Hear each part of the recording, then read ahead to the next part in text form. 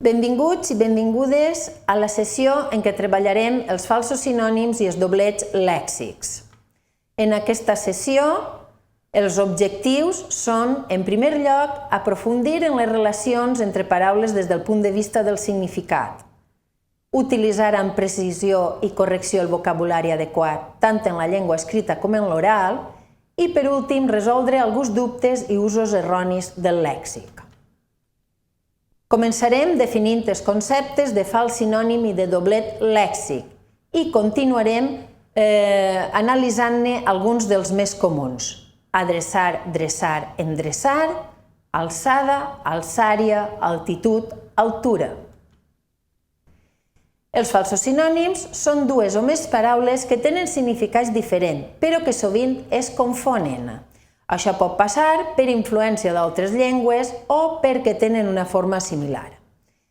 Fixem-nos en les paraules adreça i direcció, que tenen un significat diferent. Adreça és el lloc on vivim i també en l'àmbit de la informàtica és el lloc on s'originen o es destinen les dades, mentre que direcció significa el costat cap a on anem. Ambdós mots són traduïbles per direcció en castellà. Dins dels falsos sinònims podem esmentar el cas dels doblets, que són grups de dues o més paraules que comparteixen un mateix origen etimològic. Fixem-nos en el doblet bossa-borsa. Bossa indica el sac on podem guardar objectes o també un plec que ens fa la roba, mentre que borsa és el lloc on es reuneixen els agents de canvi i també indica l'entitat dedicada a oferir treball o a rebre demandes d'ocupació. Ambdós termes deriven del llatí bursa i es poden traduir en tots dos casos pel castellà bolsa. Comencem per els mots adreçar, dreçar, endreçar. Pel que fa al primer, adreçar, significa posar dret allò que és tort o corbat, posar pla. He adreçat el fil d'aram.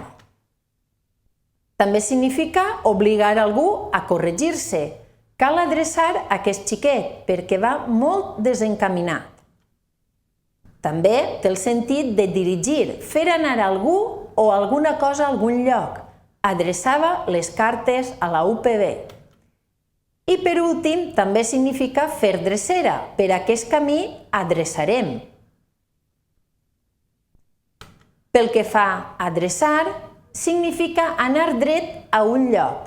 Aquell camí dreçava a la vall de Gallinera. També significa posar dret allò que és inclinat o ajagut, elevar, erigir o compondre.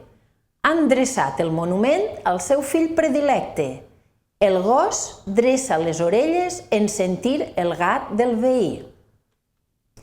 I per últim, endreçar, que significa posar en ordre. Lluís, per favor, endreça la teua cambra. Pel que fa als mots alçària, alçada, altitud i altura, tenim que alçària indica la dimensió que té un cos en sentit vertical. Han restaurat un fresc de 3 metres d'alçària. El Teide té una alçària de 3.718 metres.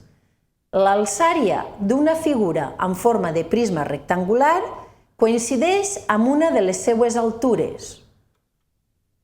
Pel que fa a alçada, s'usa molt específicament per a fer referència a l'alçària d'una persona o d'un animal.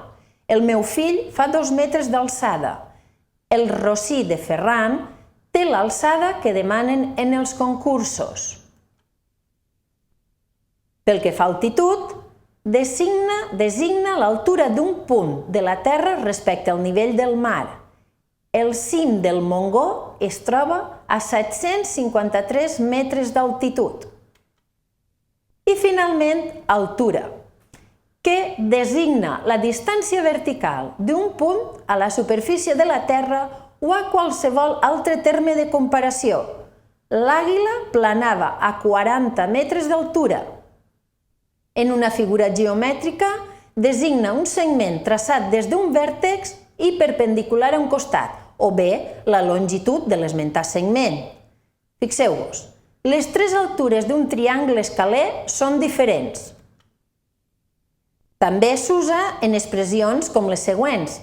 Cal estar a l'altura de les circumstàncies. La vaig trobar a l'altura de València. Sovint ens confonem a l'hora de fer servir algunes paraules, ja que tenen una certa semblança formal i de significat. En aquest vídeo hem après a usar els mots precisos que reflecteixen el contingut que volem expressar en cada cas. Per exemple, alçària i alçada són dimensions de cossos. Altura i altitud són distàncies entre punts de referència. És a dir, un cos té una alçària o una alçada determinada, però està situat a una altura o altitud concreta.